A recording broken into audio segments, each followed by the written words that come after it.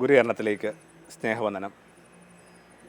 20ാമത്തെ വയസ്സിലാണ് ജിതു കൃഷ്ണമൂർത്തിയെ പരിചയപ്പെടുന്നത്. ജിതുവിൻ്റെ ഒരു പ്രസ്താവന അന്നൊരു ഫിലോസഫി വിദ്യാർത്ഥിയായി എന്നെ വല്ലാതെ പരിഭ്രമിപ്പിച്ചു. അതിങ്ങനെയാണ്: a religious man need not be a spiritual man. ഒരു മതമനുഷ്യൻ ഒരു ആത്മീയ മനുഷ്യനാവണമെന്നില്ല.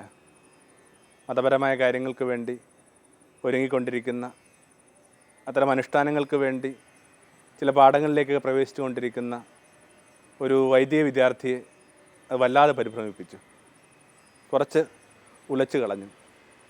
എന്നാൽ മധ്യവയസ്സിലെത്തുമ്പോൾ തോന്നുന്നു ജിതു അത്ര ശരിയാണ്. നമുക്ക് പരിചയമുള്ള, നമ്മൾ അഭിമുഖീകരിക്കുന്ന പല മതമനുഷ്യരും അവരിൽ തന്നെ അത്ര ആത്മീയ മനുഷ്യരാണോ? ലോകത്തെല്ലായിടത്തും ആ വലിയ ചോദ്യം ഉയരുന്നുണ്ട്: ഈ മതമാണോ ആത്മീയതയുടെ ആ ഏറ്റവും വലിയ പ്രഘോഷകർ? അല്ലെങ്കിൽ മതവും ആത്മീയവും തമ്മിൽ ബന്ധമുണ്ടെന്ന മട്ടിൽ പോലും ചില അന്വേഷണങ്ങളൊക്കെ ചുറ്റുപാട് നടക്കുന്നുണ്ട്. കാരണം പല മതമനുഷ്യരും അവരിൽ തന്നെ അത്ര ഈർപ്പം പുലർത്തിയായിട്ട് നമുക്ക് തോന്നുന്നില്ല. സഹാനുഭൂതിയോ തങ്ങളുടെ പരിസരത്തുള്ള ആദരവോ ഒക്കെ പുലർത്താത്ത ഈ മതജീവിതം എന്ത് ആത്മീയതയെക്കുറിച്ചാണ് ഭൂമിയോട് പറഞ്ഞുകൊണ്ടിരിക്കുക? ഭൂമിയിൽ സംഭവിക്കുന്ന പല ഹിംസകളുടെ കാരണം പോലും മതമാണെന്നുള്ളത് വാസ്തവത്തിൽ മതജീവിതത്തെ സ്നേഹിക്കുന്ന നമ്മളെ തലകുനിച്ച് നടക്കാനായിട്ട് പ്രേരിപ്പിക്കേണ്ടതല്ലേ? ഒരുപക്ഷെ 2 മഹായുദ്ധങ്ങളിൽ കൊല്ലപ്പെട്ടതിനേക്കാൾ കൂടുതൽ മനുഷ്യർ ഈ ഭൂമിയിൽ കൊല്ലപ്പെട്ടത് ദൈവനാമത്തിലാണ്. ദൈവനാമം എന്ന് പറയുമ്പോൾ ഓരോരുത്തരും വിശ്വസിക്കുന്ന ദൈവനാമത്തിൽ, ദൈവ ഉത്തരവാദിയല്ലാത്ത ദൈവത്തിൻ്റെ പേരിൽ നടക്കപ്പെടുന്ന വലിയ കൊലകളുടെ കഥകളൊക്കെയാണ് എല്ലാ മതത്തിൻ്റെയും ചരിത്രത്തിലുള്ളത്. ആരും അതിനകത്തുനിന്ന് മാറി നടക്കാൻ പറ്റില്ല. ആർക്കും ആരുടെയും കരം കഴുകി തങ്ങൾക്ക് ഈ രക്തത്തിൽ പങ്കില്ലെന്ന് പറയാനാവില്ല. എല്ലായിടത്തും ഉണ്ടായിരുന്നു അത്, എല്ലായിടത്തും ഉണ്ടത്. യേശുവൊക്കെ പറയുന്ന കണക്ക് നിങ്ങളെ കൊല്ലുന്നവർ ദൈവപ്രീതിക്ക് വേണ്ടിയാണ് കൊല്ലുന്നു കരുതുന്ന കാലം വരുന്നു. നെറ്റിലൊക്കെ ആ വലിയ കൊടും ഭീകരതയുടെയൊക്കെ ആ ചിത്രീകരണങ്ങളൊക്കെ കാണുമ്പോൾ ആ വാക്കിനൊക്കെ എന്തുമാത്രം പ്രതിധ്വനികളാണ് ഉണ്ടാകുന്നത്. ഓരോരുത്തരും വിചാരിക്കുന്നു തങ്ങൾ ഹിംസകരമായ ആസുരമായ ചില കർമ്മങ്ങളിൽ ഏർപ്പെടുന്ന വഴി തങ്ങളുടെ ദൈവത്തെ സംരക്ഷിക്കുകയാണെന്ന്. ദൈവം നമ്മളെ സംരക്ഷിക്കാൻ വേണ്ടിയുള്ളതാണോ അതോ നമ്മൾ ദൈവത്തെ സംരക്ഷിക്കാൻ വേണ്ടിയുള്ളതാണോ? അത്രയും ലളിതമായൊരു ചോദ്യത്തിന് പോലും ആരും ഉത്തരം കൊടുക്കുന്നില്ല. എല്ലാവരും വലിയ മത്സരങ്ങളിലും തർക്കങ്ങളിലും ഏർപ്പെട്ടുകൊണ്ടിരിക്കുക. ഏതൊരു നാട്ടിലുള്ള ഈ മതമനുഷ്യർ അടിസ്ഥാനപരമായ ചില പച്ചപ്പുകൾ പുലർത്താതായിട്ട് നമുക്ക് അനുഭവപ്പെടുന്നുണ്ട്. നോക്കണം, ആ ഒരു റെയിൽവേ സ്റ്റേഷനിൽ ആരതി ഒഴിഞ്ഞ് വളരെ കൃത്യമായ മതാനുഷ്ഠാനങ്ങളിലോട് കൂടി ആ ചെറുപ്പക്കാരനെ അവർ യാത്രയാക്കുന്ന എവിടേക്കാണ്? ഗാന്ധിയെ കൊല്ലാൻ വേണ്ടി. ഒളിപ്പിച്ച ആ കൈത്തോക്കെടുത്ത് ആ കൊല്ലുക എന്നുള്ള ധർമ്മം, ആ കൂപ്പിയ കൈകൾക്കകത്ത് ഒരു കൈത്തോപ്പ് ഒളിപ്പിച്ച് വെക്കുന്ന ആ മനുഷ്യൻ മതമനുഷ്യരല്ലെന്ന് ആർക്കെങ്കിലും പറയാനാവുമോ? പക്ഷെ ആത്മീയ മനുഷ്യനായിരുന്നോ? അല്ലെങ്കിൽ ഈ ദേശത്തുണ്ടായിരുന്ന ഇസ്ലാം പാരമ്പര്യങ്ങളിൽ ഏറ്റവും കൃത്യമായിട്ട് മതത്തിന് വേണ്ടി നിലകൊണ്ടിരുന്ന മനുഷ്യൻ ഔറംഗസീബാണ്. അങ്ങനെ കൃത്യമായിട്ടിരുന്ന് ഖുറാൻ എഴുതുകയും വളരെ ദരിദ്ര ജീവിതം നയിക്കുകയും നിഷ്ഠകൾ പാലിക്കുകയും ഒക്കെ ചെയ്തിരുന്ന ഒരാളാണ്. പക്ഷേ മറ്റൊരു കുടിസുമുറിക്കകത്ത് അച്ഛൻ തടവിലാണ്. സ്വന്തം അച്ഛനെ തടവിലാക്കിയ മനുഷ്യൻ എന്ത് വേദപുസ്തകമാണ് ഇങ്ങനെ ഇങ്ങനെ എഴുതിക്കൊണ്ടിരിക്കുന്നത്? എന്തിലാണ് അയാൾ അഭ്രമിച്ചുകൊണ്ടിരിക്കുന്നത്? അമേരിക്കൻ പ്രസിഡന്റുമാരുടെ കൂട്ടത്തിൽ ഏറ്റവും ഭക്തനെന്ന് കരുതപ്പെടുന്ന ഒരു പ്രസിഡൻ്റായിരുന്നു ഏറ്റവും കൂടുതൽ യുദ്ധങ്ങളിലേക്ക് തൻ്റെ ഭടന്മാരെ നയിച്ചിരുന്നത്. അയാൾ കുരിശ് വരച്ചുകൊണ്ടായിരുന്നു, പ്രാർത്ഥിച്ചുകൊണ്ടായിരുന്നു തൻ്റെ ഒരു സേനയൊക്കെ ഓരോരോ ദേശങ്ങളിലേക്ക് അയച്ചുകൊണ്ടിരുന്നത്. അപ്പോൾ ഈ ഹിംസയും ആത്മീയതയും തമ്മിൽ ബന്ധമില്ലാത്തിടത്തോളം കാലം ഈ ഹിംസയെ അനുവർത്തിക്കാനായിട്ട് ആവശ്യപ്പെടുന്ന മതവും ആത്മീയതയും തമ്മിലുള്ള ബന്ധം കാണണമെങ്കിൽ വല്ലാത്ത ബുദ്ധിമുട്ടുണ്ട്. യേശു ഇതിനെ ഗൗരവമായിട്ട് എടുത്തിട്ടുണ്ട്. ആ മതജീവിതത്തെ ആത്മീയ ജീവിതമെന്ന് കരുതിയ മനുഷ്യരെ തിരുത്തിക്കൊണ്ടാണ് യേശു ആരംഭിക്കുന്നത്. യേശുവിൻ്റെ എല്ലാ ഇടപെടലും വാസ്തവത്തിൽ ആ കൃത്യമായ അകലം പറഞ്ഞുകൊണ്ടായിരുന്നു, ആ അകലത്തെ അടുപ്പിക്കാനുള്ള ശ്രമത്തിൻ്റെ ഭാഗമായിട്ടായിരുന്നു. നമുക്കറിയാം, യേശു ആരോടും കലഹിച്ചിട്ടില്ല. അവരുടെ പാപങ്ങളുടെ പേരിൽ, ഇടർച്ചകളുടെ പേരിലൊന്നും കലഹിച്ചിട്ടില്ല. ഒരു ചുങ്കക്കാരനെയും നിന്ദിച്ചിട്ടില്ല. കാര്യം എല്ലാ യഹൂദരും ഈ ചുങ്കക്കാരെയൊക്കെ വളരെ അധമരായിട്ട് കണക്കാക്കിയത്. തങ്ങളുടെ ദേശത്ത് ഒറ്റ കൊടുക്കുന്നു. ഒറ്റുകാരൻ എപ്പോഴും നിന്ദിക്കപ്പെടേണ്ടതാണ്. യേശു ഒരിടത്ത് പോലും അത്തരം മനുഷ്യർക്കെതിരായിട്ടൊന്നും പറഞ്ഞിട്ടില്ല. ഇന്ന് പോലും നമ്മൾ ഗൗരവമായിട്ട് എടുക്കുന്ന ശരീരത്തിൻ്റെ പാപങ്ങളിൽ ഏർപ്പെട്ടിരുന്ന, ഇടർച്ചകളിൽ ഏർപ്പെട്ടിരുന്ന ഗണികകളെ തലകുനിച്ച് നിർത്താൻ പറ്റുന്ന ഒരു പരിഭവമോ ഒരു പ്രസ്താവന യേശുവിൽ വന്നിട്ടില്ല. അവിടെ യേശു പറഞ്ഞിങ്ങനെ ശാന്തമായിട്ട് പോകാനാണ് പറയുന്നത്. അപ്പം ഇങ്ങനെ മനുഷ്യർ തങ്ങളുടെ കാലത്ത് വിധിച്ചിരുന്ന ഒരാളെപ്പോലും യേശു കുറ്റപ്പെടുത്തിയിട്ടില്ല. പിന്നെ യേശു ആരെയാണ് കുറ്റപ്പെടുത്തിയത്? ആരോടാണ് യേശു നിരന്തരമായ ഒരു സംഘർഷത്തിൽ ഏർപ്പെട്ടിരുന്നത്? ആരെയാണ് യേശു വളരെ ബോധപൂർവം തിരുത്താൻ ശ്രമിച്ചത്? അത് അക്കാലത്തെ ഏറ്റവും മതപരമായ ജീവിതം നയിച്ചിരുന്നവരാണ്. നിയമജ്ഞരും ഫരിസേയരെന്നൊക്കെ പറയുന്ന ഇങ്ങനെ അണുവിട വ്യത്യാസമില്ലാതെ തങ്ങളുടെ കർമാനുഷ്ഠാനങ്ങളിൽ ഏർപ്പെട്ടിരുന്ന മനുഷ്യരാണ്. അവരോടാണ് യേശു നിരന്തരമായ ആ സംവാദങ്ങളിലും സംഭാഷണങ്ങളിലും ചിലപ്പോൾ കലഹങ്ങളിൽ പോലും ഏർപ്പെട്ടുകൊണ്ടിരുന്നത്. അപ്പം അതിങ്ങനെ ഈ മതത്തിൽ നിന്ന് ആത്മീയതയിലേക്കുള്ള ദൂരം സഞ്ചരിക്കാനായിട്ട് അവർക്ക് കൊടുക്കുന്ന പ്രേരണയുടെ ഭാഗമായിട്ടാണ്. നമ്മൾ ഓർക്കണം ആ സമരയിലെ കിണറ്റിൻ വക്കിൽ സംഭവിച്ച കാര്യം. അതൊക്കെ ഇത്തിരി കൂടി ഒന്ന് മാറിയിരുന്ന് നോക്കുമ്പോൾ ഈ മതജീവിതത്തിൽ നിന്നൊരു സ്ത്രീയെ യേശു ആത്മീയ ജീവിതത്തിലേക്ക് ക്ഷണിച്ചതിൻ്റെ കഥയാണ്. ആ കിണറിനെക്കുറിച്ചൊക്കെ നമ്മൾ വായിക്കുന്നുണ്ട്.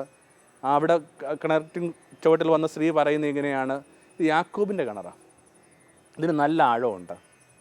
ഇതാണൊരു സാധാരണ മതവിശ്വാസിയുടെ ഏറ്റവും വലിയ ഒരു ബലം. അയാൾ എപ്പോഴും പറഞ്ഞുകൊണ്ടിരിക്കുന്ന ഇതാണ്: ഞങ്ങളുടെ കിണറിന് വലിയ പൗരാണികതയുണ്ട്, വളരെ പുരാതനമായ ഒന്നാണ്. അതിങ്ങനെ കുത്തിയത് വളരെ പുണ്യപ്പെട്ട പുരുഷന്മാരാണ്. ലോകത്തുള്ള എല്ലാ മതങ്ങളും പറഞ്ഞുകൊണ്ടിരിക്കുന്ന എല്ലാ മതവിഭാഗങ്ങളും സഭകളും ഒക്കെ പറഞ്ഞുകൊണ്ടിരിക്കുന്ന കാര്യം ഇതാണ്: ഞങ്ങളുടെ കിണറിന് നല്ല ആഴമുണ്ട്, പുരാതനമാണ്. ആഴമുള്ളത് കൊണ്ടും പുരാതനമായതുകൊണ്ടും ഈ കിണറെന്ന് പറയുന്ന ഒരിക്കലും ഉറവയ്ക്ക് പരിഹാരമല്ല. കിണറിൽ അമിതമായിട്ട് വിശ്വസിച്ചുകൂടാ. വിശേഷിച്ചും നമ്മുടെയൊക്കെ നാടിൻ്റെ പശ്ചാത്തലത്തിൽ നമുക്കറിയാം, ഇങ്ങനെ വല്ലാതെ കിണറുകൾ വറ്റിവരണ്ട് പോകുന്ന ഏപ്രിൽ മെയ് മാസങ്ങൾ വരാനിരിക്കുന്നു. ഇപ്പോഴാവട്ടെ ഈ ദേശത്ത് കിണറുകൾ അങ്ങനെ ഇരിക്കുമ്പോൾ കാണാതെയും പോകുന്നുണ്ട്. ഈ കിണറുകൾക്കകത്ത് അധികാലം വിശ്വസിച്ചുകൂടാ. അതുകൊണ്ടാണ് കിണറ്റിൻ ചുവട്ടിൽ നിൽക്കുന്ന ആ സ്ത്രീയോട് യേശു പറഞ്ഞത്: നീ ഉറവയിലേക്ക് പോവുക. ഏതെങ്കിലും തരത്തിൽ കിണറിനെ അപഹസിക്കാനോ നിന്ദിക്കാനോ അല്ല. വെള്ളം എന്താണെന്ന് അവളോട് പറഞ്ഞു കൊടുത്ത കിണറാണ്. പക്ഷേ ഈ കിണർ മാത്രമാണ് ജീവിതത്തിൻ്റെ സത്യമെന്നും ജീവിതകാലം മുഴുവൻ ഈ കിണറ്റിൻ ചുവട്ടിൽ നിൽക്കണമെന്നും എല്ലാ ദിവസവും ഈ കിണറ്റിൻ ചുവട്ടിലേക്ക് വരണമെന്നൊക്കെ പറയുമ്പോഴേക്ക് മനുഷ്യൻ്റെ മുമ്പോട്ടുള്ള യാത്രകൾക്ക് മതം സഹായിക്കുന്നില്ല. അതുകൊണ്ട് ഈ മതമെന്ന് പറയുന്ന കിണറ്റിൻ ചുവട്ടിൽ നിൽക്കുന്നവരോടൊക്കെ യേശു പറഞ്ഞിങ്ങനെയാണ്: കുറേ കൂടി മുമ്പോട്ട് പോവുക, ഉറവയിലേക്ക് പോവുക. അപ്പോൾ ഈ മതജീവിതത്തിൽ നിന്ന് ആത്മീയതയിലേക്കുള്ള ഒരു കൃത്യമായ ക്ഷണമാണ് യേശു ആ സ്ത്രീയോട് നടത്തിയത്.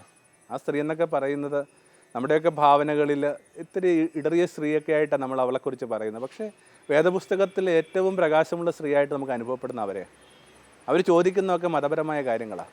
തൻ്റെ മുമ്പിൽ നിൽക്കുന്ന ഈ മനുഷ്യന് വല്ലാത്തൊരു പ്രഭയുണ്ടെന്ന് മനസ്സിലാക്കുമ്പോൾ ആ സ്ത്രീ ചോദിച്ചു തുടങ്ങുന്നത് ആരാധനയെക്കുറിച്ച്. ഏതാണ് യഥാർത്ഥമായ ആരാധന? എവിടെയാണ് ആരാധിക്കേണ്ടത്? അപ്പോൾ കൃത്യമായ സത്യാന്വേഷിയായ ഒരു സ്ത്രീയോട് യേശു പറയുന്നിങ്ങനെയാണ്: വാ, ഈ കിണർ വിട്ടിട്ട് ഉറവയിലേക്ക് വാ. അത് ആ സ്ത്രീക്ക് നന്നായിട്ട് മനസ്സിലായി. നിങ്ങൾ ആ ഭാഗം എടുത്ത് വായിക്കുമ്പോൾ അതിങ്ങനെയാണ് അവസാനിക്കുന്നത്: വെള്ളം കോരാൻ വന്ന സ്ത്രീ ആ കുടം അവൻ്റെ കാൽപാദങ്ങളിൽ വെച്ചിട്ട് നടന്നുപോയി. ഇന്നും ഉണ്ടാവാം യാക്കോബിൻ്റെ കിണറ്റിൻ ചുവട്ടിൽ അവൾ വെച്ചിട്ട് പോയ ആ ഒരു കുടം. കാരണം അവൾക്കറിയാം പുറത്തുള്ള കുടമോ പുറത്തുള്ള കിണറുകളോ താൻ ഇനി സഹായിക്കാൻ പോകുന്നില്ല. ഇനി അവൾ പതുക്കെ തൻ്റെ തന്നെ ആന്തരിക ഉറവയിലേക്ക് പ്രവേശിക്കും. യേശു പറയുന്ന കണക്ക് ഇങ്ങനെ ഓരോരുത്തരും അവരവരുടെ ഉള്ളിലേക്ക് പ്രവേശിക്കാൻ കഴിയുന്നിടത്താണ് ആത്മീയതയുടെ ശരിയായ ചുവട് ആരംഭിക്കുക. പ്രാർത്ഥിക്കാൻ പഠിപ്പിക്കുമ്പോഴൊക്കെ യേശു അതല്ലേ പറഞ്ഞത്? പ്രാർത്ഥിക്കുമ്പോൾ നിങ്ങൾ എന്ത് ചെയ്യണം? വാതിലടച്ച് പ്രാർത്ഥിക്കണം. ഇതിൻ്റെ അർത്ഥം പുറം ലോകത്തുനിന്നല്ല, അകലോകത്തിലേക്ക് പ്രവേശിക്കാനുള്ള ക്ഷണമാണ് ആത്മീയത. നിർഭാഗ്യവശാൽ മതം പറഞ്ഞുകൊണ്ടിരിക്കുന്ന പുറം ലോകത്തെക്കുറിച്ചാണ്. അതിൻ്റെ അനുഷ്ഠാനങ്ങൾ, അതിൻ്റെ ആചാരങ്ങൾ, അതുമായി ബന്ധപ്പെട്ട പ്രമാണങ്ങൾ, അതുമായി ബന്ധപ്പെട്ട കൽപ്പനകൾ, ഇങ്ങനെ വല്ലാതെ പുറം ലോകവുമായി ബന്ധപ്പെട്ട് ജീവിക്കാനായിട്ട് പ്രേരിപ്പിക്കുന്ന ഒന്നാണ് മതം. അതിനകത്തുനിന്ന് അവനവൻ്റെ ലോകത്തിലേക്ക് പ്രവേശിക്കാനുള്ള ക്ഷണമാണ് ആത്മീയത. പ്രാർത്ഥിക്കുമ്പോൾ യേശു പറഞ്ഞ ആ വാക്ക് ഒന്ന് മനസ്സിൽ വെച്ചാൽ നല്ലതാണ്: വാതിലടച്ച് പ്രാർത്ഥിക്കുക. എന്താ വാതിലടച്ച് പ്രാർത്ഥിക്കുക എന്നൊക്കെ പറയുന്നതിൻ്റെ അർത്ഥം വളരെ ലളിതമാണ്. കാരണം നമുക്കറിയാം, ഇപ്പോൾ പോലും കടപ്പുറത്തെ വീടുകൾക്കകത്ത് വാതിലില്ല. ഒറ്റമുറി വീടുകളൊക്കെയാണ്, പലതിനും വാതിലുകളില്ല. അപ്പോഴാണ് 12,000 വർഷം മുമ്പ് ഈ കടപ്പുറത്തെ വീടുകളുടെയൊക്കെ ഒരവസ്ഥ നിങ്ങൾ ഊഹിച്ചെടുക്കാവുന്നേ ഉള്ളൂ. അത്തരമൊരു കടപ്പുറത്തിരുന്ന് കട്ടമരത്തിലിരുന്ന് കൊണ്ട് പ്രാർത്ഥിക്കുമ്പോൾ നിങ്ങൾ വാതിലടച്ച് മുറിപൂട്ടി പ്രാർത്ഥിക്കണം എന്നൊക്കെ പറയുമ്പോൾ നിശ്ചയമായിട്ട് യേശു ഉദ്ദേശിച്ചത് ആ ഭിത്തിയിൽ നമ്മൾ പിടിപ്പിച്ചിട്ടുള്ള ഈ വാതിൽപ്പാളികളൊന്നുമല്ല, മറിച്ച് ഇങ്ങനെ ഇന്ദ്രിയങ്ങളെ കൊട്ടിയടക്കുക. Shut your senses and pray. അപ്പോൾ വലിയ ആന്തരികതയിലേക്കുള്ള ക്ഷണമാണ്. അടുത്ത വരി കൂടി ഒന്ന് മനസ്സിലേക്ക് കൊണ്ടുവരണം. എന്നിട്ട് അകത്തുള്ളവനുമായിട്ട് സംഭാഷണത്തിൽ ഏർപ്പെടുക. അപ്പോൾ ഈ അകത്തുള്ളവനെ കുറേ കൂടി ശ്രദ്ധിച്ചു തുടങ്ങുന്ന ഒരു സമയത്താണ് ഈ പറയുന്ന കിണറ്റിൻ ചുവട്ടിൽ നിന്ന് ഒരാൾ ഉറവയിലേക്ക് പ്രവേശിക്കുക. അതുകൊണ്ട് ഇനി സ്ത്രീക്ക് കിണറാവശ്യമില്ല, ഇനി സ്ത്രീക്ക് തൊട്ടി ആവശ്യമില്ല, എന്തിന് താൻ കോരിവെച്ച ഈ കുടം വെള്ളവും ആവശ്യമില്ല. അപ്പോൾ ഇത് കൃത്യമായിട്ട് യേശു ഭൂമിയോട് പറഞ്ഞു കൊടുക്കാൻ ശ്രമിച്ച ആ വലിയ യാഥാർത്ഥ്യമാണ്.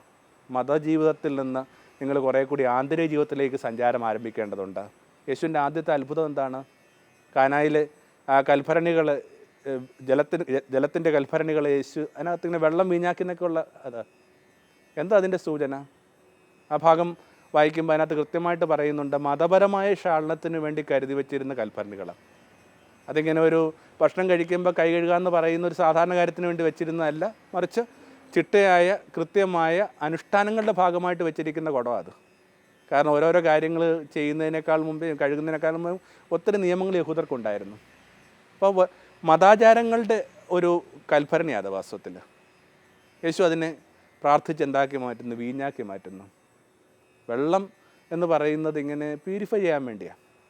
എല്ലാ മതങ്ങളും ചെയ്യുന്നൊരു വലിയൊരു കാര്യമുണ്ട്, ഒരു വലിയൊരു സുഹൃതമുണ്ട്. അതൊരിക്കലും നമുക്ക് നിഷേധിക്കാൻ പറ്റത്തില്ല. എന്താണത്? എത്തിക്കൽ മനുഷ്യനായിട്ട് ജീവിക്കുക, ധാർമ്മിക മനുഷ്യനായിട്ട് ജീവിക്കുക. ഒരുപക്ഷെ മാനവരാശിയുടെ ആ പരിണാമകഥയിൽ ഏറ്റവും പ്രധാനപ്പെട്ടതായിട്ട് മതം കൊടുത്തിരിക്കുന്ന സംഭാവന അതാണ്, ഇങ്ങനെ ധാർമ്മിക മനുഷ്യരെ സൃഷ്ടിക്കുക. അടിസ്ഥാനപരമായൊരു ധാർമ്മികത മറ്റേതൊരു കാര്യം രൂപപ്പെടുത്തുന്നതിനേക്കാൾ കൂടുതൽ ഒരാളിൽ രൂപപ്പെടുത്തിയിരിക്കുന്ന മതമാണ്. അപ്പോൾ മതം ചെയ്തുകൊണ്ടിരിക്കുന്ന ഒരു കാര്യം അത്ര മോശപ്പെട്ട കാര്യമൊന്നുമല്ല, അതിനകത്തൊരു തർക്കവും ഇല്ല. അത് വെള്ളത്തിൻ്റെ ഒരു ധർമ്മം, ഇങ്ങനെ കഴുകി ശുദ്ധിയാക്കിക്കൊണ്ടിരിക്കുക എന്നുള്ളത്. ഓരോരോ ചട്ടങ്ങൾ പറഞ്ഞു തരുന്നതും കൽപ്പനകൾ പറയുന്നതും പുണ്യത്തെ പ്രേരിപ്പിക്കുന്നതും നരകം പറഞ്ഞ് ഭയപ്പെടുത്തുന്നതും സ്വർഗം പറഞ്ഞ് പ്രലോഭിപ്പിക്കുന്നതും ഒക്കെ ആ പറഞ്ഞ അടിസ്ഥാന മനുഷ്യരുടെ ശുദ്ധിയെ സൂക്ഷിക്കാൻ വേണ്ടിയാണ്. പക്ഷേ അതുകൊണ്ട് മാത്രം ഒരാളുടെയും ജീവിതം മുമ്പോട്ട് പോകുന്നില്ല. നല്ല മനുഷ്യരെ, ധാർമ്മിക മനുഷ്യരെ സൃഷ്ടിക്കുക എന്നുള്ളതല്ല നമ്മുടെ മുമ്പിലുള്ള ചിന്താവിഷയം. നമ്മുടെ മുമ്പിലുള്ള ചിന്താവിഷയം ഇങ്ങനെ കുറേ കൂടി ഇങ്ങനെ സ്പിരിറ്റ് എന്നുള്ള ആന്തരികതയുള്ള മനുഷ്യരെ സൃഷ്ടിക്കുക എന്നുള്ള.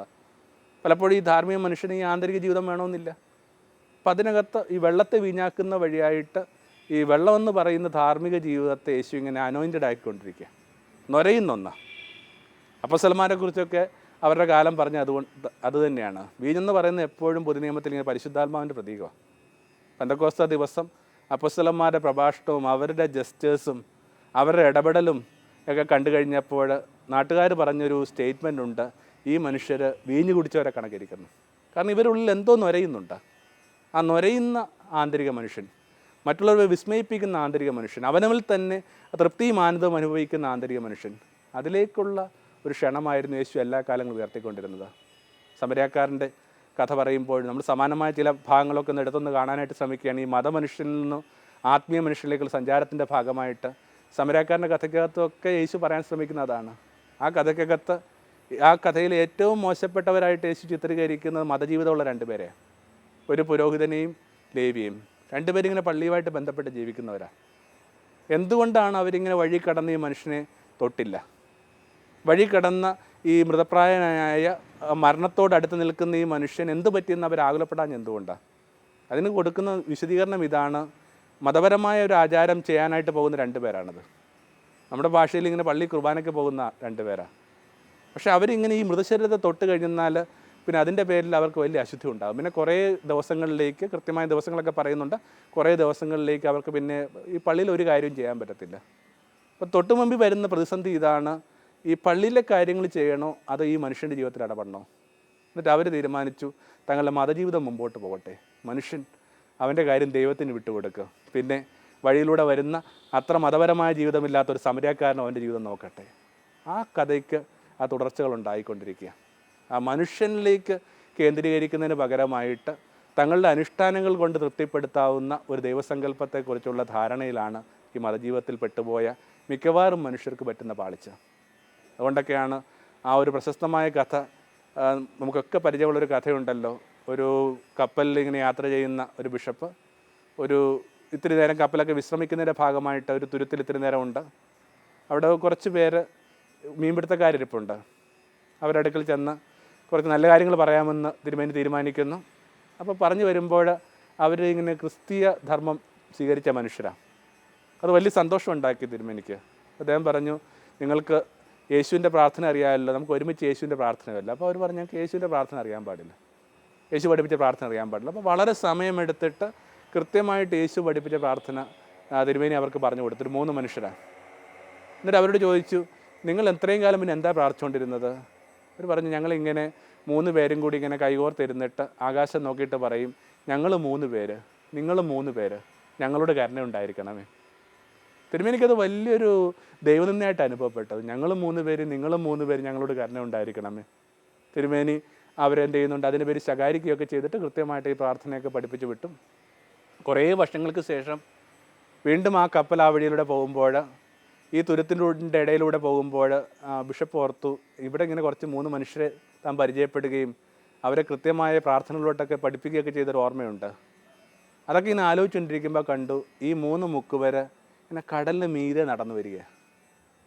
അമ്പരന്ന് ഇങ്ങനെ നോക്കി നിൽക്കുന്ന ഈ തിരുമേനിയുടെ കപ്പലിൻ്റെ അടുക്കൽ വന്നിട്ട് ഈ 3 പേരും കൂടി പറഞ്ഞു, തിരുമേനി, അന്ന് അങ്ങ് ഞങ്ങളെ പഠിപ്പിച്ച പ്രാർത്ഥന ഞങ്ങൾ മറന്നുപോയി, ഞങ്ങൾക്ക് അത് ഒരിക്കൽ കൂടി ചൊല്ലിത്തരാമോ? കടലിന് മീതെ നടക്കുന്ന മനുഷ്യരാണ്, അവർക്ക് ആ പ്രാർത്ഥന ആവശ്യമുണ്ട് അത്രേ. കണ്ണ് നിറഞ്ഞ് മെഴുനീരോടുകൂടി അദ്ദേഹം പറഞ്ഞു, നിങ്ങൾക്കിനി ആ പ്രാർത്ഥന ആവശ്യമില്ല, ആ പഴയ പ്രാർത്ഥന മതി. എന്താണത്? ഞങ്ങൾ 3 പേര്, നിങ്ങളും 3 പേര്, ഞങ്ങളോട് കരുണ ഉണ്ടായിരിക്കണമേ. ഇങ്ങനെ ചട്ടങ്ങളിലും അനുഷ്ഠാനങ്ങളിലും ഒക്കെ അല്ലാതെ തന്നെ ഇങ്ങനെ ആന്തരിക ജീവിതത്തെ ഭംഗിയായിട്ട് ജീവിക്കുന്ന മനുഷ്യരുണ്ട് ഭൂമിയിൽ. അവരോട് കുറേ കൂടി ആ തുറവിയുള്ളവരായിരിക്കാനുള്ള യേശുവിൻ്റെ പ്രേരണകളുടെ ഭാഗമായിട്ടൊക്കെയാണ് യേശു ആ സമരിയാക്കാരൻ്റെ കഥ പറയുകയും അയാൾ ഏറ്റവും നല്ല മനുഷ്യനൊക്കെ ആയിട്ട് ചിത്രീകരിക്കുകയും ചെയ്യുക. നമ്മൾ കണ്ട വിചാരങ്ങൾക്ക് അനുബന്ധമായിട്ട് ലൂക്കാ 18-ാം അധ്യായത്തിൽ 9-14 വരെയുള്ള വാക്യങ്ങൾ വായിച്ചാൽ നല്ല. കൃത്യമായിട്ട് ഈ പറഞ്ഞ കാര്യങ്ങൾ തന്നെയാണ് അതിനകത്ത് യേശു പറയാൻ ശ്രമിക്കുന്നത്. ഇങ്ങനെ 2 പേര് പ്രാർത്ഥിക്കാൻ പോയ കഥയാണ്. ആ 2 പേരിൽ ആദ്യത്തെ ആൾ കൃത്യമായ മതജീവിതത്തെ പ്രതിദാനം ചെയ്യുന്ന ആളാണ്. അയാളിങ്ങനെ നമ്മുടെ ഭാഷയിൽ ഇങ്ങനെ മദ്ബഹയുടെ ഒക്കെ അടുക്കൽ വന്നിട്ട് പ്രാർത്ഥിക്കുകയാണ്, നോക്ക്, ഞാൻ ഈ പാപികളെ കണക്കൊന്നുമല്ല, ആ പുറത്ത് നിൽക്കുന്ന ചുങ്കക്കാരനെ കണക്കുമല്ല, ഞാൻ കൃത്യമായ ദശാംശം കൊടുക്കുന്നുണ്ട്, കൃത്യമായ കൽപ്പനകൾ പാലിക്കുന്നുണ്ട്. ഇങ്ങനെ സ്വയം നീതീകരണത്തിൻ്റെ മനുഷ്യനാണ് ഈ മതജീവിതം നയിക്കുന്ന ആൾ. അയാൾ വിചാരിക്കുന്നു അയാൾ ചെയ്യുന്ന അനുവർത്തിക്കുന്ന ഈ ചട്ടങ്ങൾ കൊണ്ട് അയാൾ രക്ഷപ്പെടുമെന്ന്. സ്വന്തം ചട്ടങ്ങൾ കൊണ്ട് തങ്ങൾക്ക് നീതീകരണമൊക്കെ ലഭിക്കുമെന്ന് കരുതിയിരുന്ന ചില മനുഷ്യരെ പണ്ട് മരുഭൂമിയിലെ ഒരു പിതാവ് പറഞ്ഞത് ഇങ്ങനെയാണ്, അത് നിങ്ങളൊരു കല്ലെടുത്തിട്ട് ഒരു ഇഷ്ടിക എടുത്തിട്ട് ഒരച്ചൊരച്ചൊരച്ചൊരച്ചൊരച്ചൊരച്ച് കണ്ണാടിയാക്കാൻ ശ്രമിക്കുന്ന കണക്കാണ്. ഇങ്ങനെ മനുഷ്യൻ്റെ എഫേർട്ട് കൊണ്ട് മാത്രം, മനുഷ്യൻ്റെ പരിശ്രമം കൊണ്ട് മാത്രം മനുഷ്യന് ഭംഗിയുണ്ടാകുമെന്നൊക്കെ കരുതുന്നിടത്ത് പിന്നെ എന്ത് ദൈവാനുഭവം ഉള്ളത്? അല്ലെങ്കിൽ ദൈവത്തിന് എന്താ പ്രസക്തി? അവനവൻ ചെയ്യുന്ന ചില കാര്യങ്ങൾ, അവനവൻ ചെയ്യുന്ന ചില മെഡിറ്റേഷൻ കൊണ്ട്, അവനവൻ ചെയ്യുന്ന ചില ചട്ടങ്ങൾ കൊണ്ട്, ധാർമ്മിക ജീവിതം കൊണ്ടൊക്കെ മുമ്പോട്ട് പോകാമെന്ന് കരുതുന്ന ആ മതമനുഷ്യൻ്റെ പ്രതീകമാണ് ഒന്നാമത്തത്. അപ്പോൾ അയാൾക്ക് എപ്പോഴും പ്രശ്നമുണ്ട്. അയാൾ എപ്പോഴും പറഞ്ഞുകൊണ്ടിരിക്കുന്ന കാര്യം ഇതാണ്, ഞാൻ മറ്റുള്ളവരെ കണക്കല്ല. ഓരോരുത്തരെയും ജീവിതവുമായി ബന്ധപ്പെടുത്തി തങ്ങളുടെ ജീവിതം ഭേദപ്പെട്ടതാണെന്ന് പറയാനായിട്ട് നമുക്ക് എന്താ അവകാശം? വെറുതെ മൃതശരീരങ്ങൾ അടക്കുന്നതുമായിട്ട് ബന്ധപ്പെട്ട ചില വിചാരങ്ങൾ കണക്കാണ്. ഒരാൾ മരിച്ചു കഴിയുമ്പോൾ നമ്മുടെ ദേശത്തിൻ്റെ ഒരു രീതി അനുസരിച്ചിട്ട് ചെതയിൽ വെക്കുന്നു. ആ ക്രിസ്തീയ ധർമ്മങ്ങളിലും ഇസ്ലാം ധർമ്മങ്ങളിലും ഒക്കെ എന്ത് ചെയ്യുന്നുണ്ട്, അതിങ്ങനെ ഖബറിലോ ഇങ്ങനെ നമ്മൾ സംസ്കരിക്കുന്നു. ഇസ്ലാം ധർമ്മങ്ങളിൽ നല്ലൊരു കാര്യം കൂടി ചെയ്യുന്നുണ്ട്, മരിച്ച ആളുടെ ആ ഒരു ഇടത്തിൽ ഒരു മരം കൂടി നടുന്നുണ്ട്. അതുകൊണ്ട് ഇപ്പോഴും സിമിത്തേരി കാടെന്നൊക്കെയാണ് പറയുന്നത്. നല്ലതുപോലെ മരങ്ങൾ നിലനിർത്താനായിട്ട് ഇസ്ലാമിൻ്റെ ആ ഒരു വിശ്വാസം സഹായിച്ചിട്ടുണ്ട്. മരിച്ചവരുടെ ഒരു മീതയായിട്ടൊരു മരം നടുക എന്ന് പറയുന്നത് എനിക്ക് തോന്നുന്നു നമ്മുടെ സിമിത്തേരികളിലൊക്കെ ചിന്തിക്കാവുന്ന കാര്യങ്ങൾ തന്നെ. പക്ഷേ പറഞ്ഞു വരുന്ന അതിനെക്കുറിച്ചല്ല, ഓരോ രീതിയിൽ സംസ്കരിക്കുന്നുണ്ട്. ചില പ്രാചീന മതങ്ങളിലൊക്കെ ചെയ്യുന്ന കാര്യം വെറുതെ കൊണ്ടുപോയി മരിച്ച മനുഷ്യനെ കൊണ്ടുപോയി കടലിൽ കൊണ്ടുപോയി കളയാന്നുള്ള, മത്സ്യങ്ങൾക്ക് ഭക്ഷണമായിട്ട് കൊടുക്കുക എന്നുള്ള, ഇത്രയും എന്ത് ചെയ്യുന്നുണ്ട്. വളരെ സോഫിസ്റ്റിക്കേറ്റഡ് എന്നൊക്കെ കരുതുന്ന ആ ബോംബെ നഗരത്തിൽ ഒരു സൈലൻസ് ടവർ ഉണ്ട്, ഒരു നിശബ്ദതയുടെ ഗോപുരമുണ്ട്. അത് പാഴ്സി മതത്തിൻ്റെ. എന്താണ് നിശബ്ദതയുടെ ഗോപുരം? മരിച്ച മനുഷ്യരെ കൊണ്ടുപോയി അതിന് മുകളിൽ കൊണ്ടുപോയി ഇങ്ങനെ ഒരു ചെറിയൊരു ഇടത്ത് കൊണ്ടുപോയി വെക്കും. എന്നിട്ട് കഴുകന്മാർ വന്നിട്ട് അതിങ്ങനെ കൊത്തി കൊത്തി കൊത്തി കൊത്തി അതിനിങ്ങനെ എല്ലുകളാക്കുന്നവരെ, എല്ലുകളിൽ അവശേഷിപ്പിക്കുന്നവരെ അതിങ്ങനെ തുടരും. എന്നിട്ട് ആ എല്ലുകൾ ശേഖരിച്ച് വേറൊരു ഇടത്തിൽ കൊണ്ടുപോയി ഇടും. അപ്പം ഇങ്ങനെ ഒത്തിരി രീതിയിൽ മരിച്ച മനുഷ്യൻ നമ്മൾ അടക്കുന്നുണ്ട്. ഇതിലേതാണ് ഭേദപ്പെട്ടത് എന്ന് തർക്കത്തിൽ ഏർപ്പെടുന്ന കണക്ക് ആ ഭംഗിയില്ലാത്ത, ആ ലോജിക്കില്ലാത്ത എന്തെങ്കിലും കാര്യമുണ്ടോ? ഇത് നിങ്ങൾക്ക് മനസ്സിലാവുമെങ്കിൽ ഇതാണ് മിക്കവാറും ഇടങ്ങളിൽ നടന്നുകൊണ്ടിരിക്കുന്നത്. തങ്ങൾക്ക് പുറത്ത് ചെയ്യുന്ന കാര്യങ്ങൾ തങ്ങൾക്ക് കൺവിൻസിങ് അല്ലെന്നും തങ്ങൾക്ക് നിരക്കാത്തതാണെന്ന് ധരിക്കുന്നത് കൊണ്ട് അതിനെ അധമമായിട്ട് കാണാനായിട്ട് പ്രേരിപ്പിക്കുന്നൊരു മനോഭാവമാണ് ഈ സാധാരണ മതവിശ്വാസത്തിന് എപ്പോഴും ഉണ്ടായിക്കൊണ്ടിരിക്കുന്നത്. എപ്പോഴും പറഞ്ഞുകൊണ്ടിരിക്കുന്നത് ഞങ്ങളിങ്ങനെയല്ല. ആ വാക്ക് തന്നെ ഇങ്ങനെ വല്ലാതെ ഇങ്ങനെ മനുഷ്യനെ ചുരുക്കുന്ന വാക്കാണ് ഞങ്ങൾ. ഈ ഞങ്ങളെന്ന് പറയുന്ന വാക്ക് ഇങ്ങനെ നമ്മൾ യേശു പഠിപ്പിച്ച ഒരു ധർമ്മത്തിനൊക്കെ നിരക്കുന്നതല്ല. അതുകൊണ്ടൊക്കെയാണ് യേശു ഇങ്ങനെ എപ്പോഴും പറയുന്നൊരു കാര്യമുണ്ട്, നിങ്ങൾ ഒറ്റയ്ക്ക് പ്രാർത്ഥിക്കുമ്പോൾ നിങ്ങൾ ലോകത്തിന് വേണ്ടിയാണ് പ്രാർത്ഥിക്കുന്നത്. അവർ ഫാദർ. ഞങ്ങൾ അത് ഈ പറഞ്ഞ ഏകവചനങ്ങളൊന്നും ഇല്ല ആർക്കും. പ്രാർത്ഥിക്കുന്നവരൊക്കെ ലോകത്തിന് വേണ്ടിയാണ് പ്രാർത്ഥിക്കുന്നത്. അല്ലെങ്കിൽ എന്തിനാണ് പ്രാർത്ഥന പഠിപ്പിച്ചപ്പോഴേക്ക് യേശു അങ്ങനെ പറഞ്ഞത്? എല്ലാ വാക്കും അങ്ങനെ തന്നെയാണ്, ഇങ്ങനെ ബഹുവചനമാണ്. അവർ ഫാദർ, അവർ ബഡ്, അവർ ഫൊർഗീവ്നെസ്. അപ്പം അത്തരമൊരു ബോധമില്ലാത്ത, അത്ര ബന്ധമില്ലാതെ നിൽക്കുന്ന ഒരു മതം. എന്നാൽ രണ്ടാമതൊരാൾ നമ്മൾ കാണുന്നുണ്ട്, അയാൾ ഈ ദേവാലയത്തിൻ്റെ ആ പടവുകളിൽ പോലും ചവിട്ടാൻ യോഗ്യതയില്ലാതെ നെഞ്ചത്തടിച്ചുകൊണ്ട് ശിരസ് ആകാശങ്ങളിലേക്ക് ഉയർത്താൻ ധൈര്യമില്ലാതെ പറയുകയാണ്, ഞാൻ പാപിയാണ്, എന്നിൽ കനിയണമേ. അവനവൻ്റെ അപൂർണതയെക്കുറിച്ച് കൃത്യമായ ധാരണ കിട്ടിയ മനുഷ്യനാണ് ആത്മീയ മനുഷ്യൻ. പെർഫെക്റ്റായ മനുഷ്യനൊന്നും അല്ലത്. ഈ പെർഫെക്ഷൻ എന്ന് പറയുന്നത് തന്നെ ആ ദൈവമായിട്ട് നിരക്കാത്ത സങ്കല്പമാണ്. പെർഫെക്ഷൻ എന്ന് പറയുന്നതിൻ്റെ അർത്ഥം നിങ്ങൾ ദൈവമാകാൻ ശ്രമിക്കുക എന്നുള്ളതാണ്. മനുഷ്യൻ എന്തിനാ ദൈവമാകാൻ ശ്രമിക്കണം? മനുഷ്യൻ ദൈവമാകാൻ ശ്രമിക്കണമെന്നുള്ളതായിരുന്നല്ലോ മനുഷ്യൻ അനുഭവിച്ച ആദ്യത്തെ പ്രലോഭനം. ഏതെല്ലാം പ്രലോഭനം എന്താണ്? സർപ്പം പറയുകയാണ്, ഈ പഴം തിന്നു കഴിഞ്ഞാൽ നിനക്ക് ദൈവത്തെ കണക്ക് പെർഫെക്റ്റ് ആവാം. ദൈവത്തെ കണക്ക് എന്തിനാണ് മനുഷ്യൻ പെർഫെക്റ്റ് ആവണത്? അങ്ങനെയാണെങ്കിൽ എന്തിനാണ് മനുഷ്യനെ മണ്ണുകൊണ്ട് സൃഷ്ടിച്ചത്? മണ്ണുകൊണ്ട് സൃഷ്ടിച്ച എല്ലാത്തിനും അതൊരു ക്രാക്ക് ഉണ്ടാകും, ഒരു വൾണറബിലിറ്റി ഉണ്ടാകും.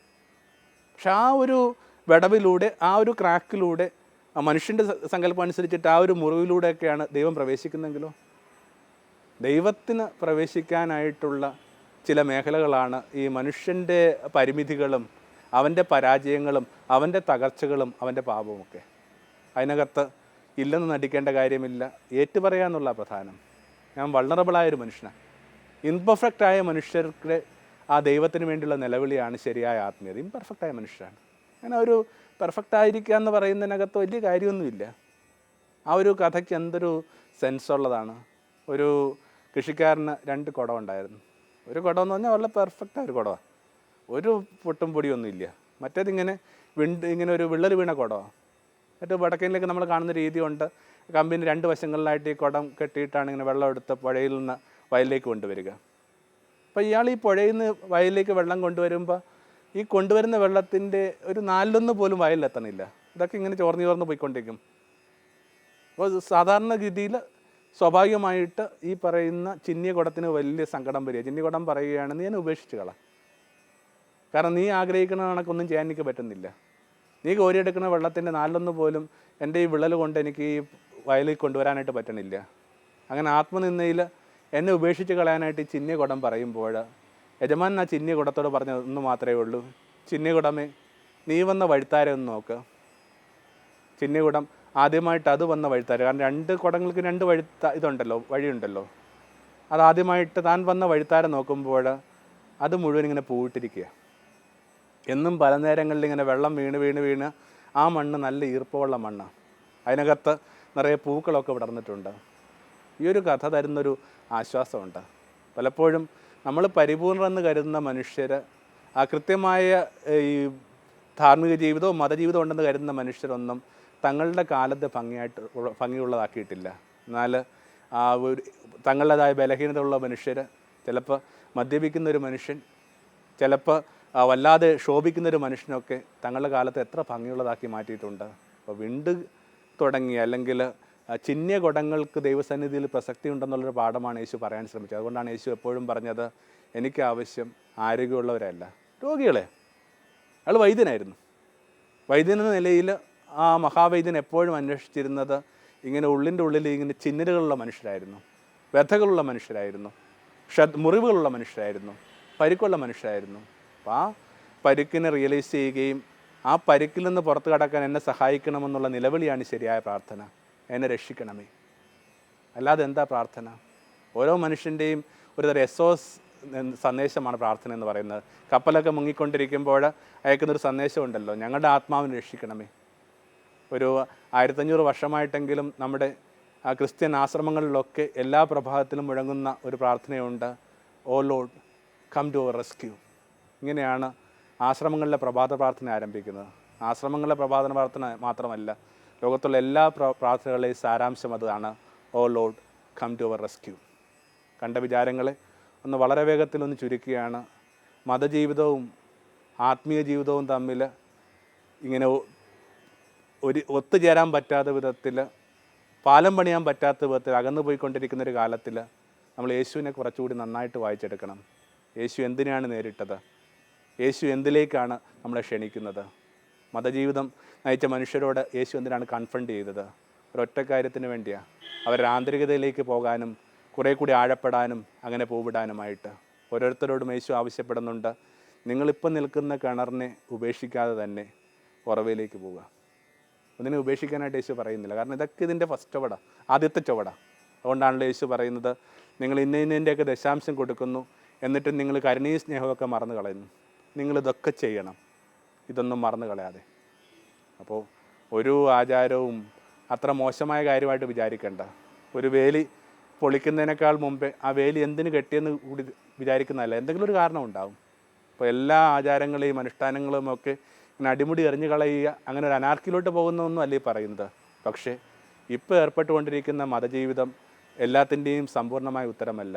ഇനിയും കുറേ അധികം കാലങ്ങൾ നിങ്ങൾ ഒറ്റയ്ക്ക് സഞ്ചരിക്കേണ്ടതുണ്ട്. ഒറ്റയ്ക്കല്ല, തലയ്ക്ക് മീതെ അവൻ്റെ ആ മുറിവേറ്റ ആണിപ്പാടുള്ള കരങ്ങളുമുണ്ട്. ആമേൻ.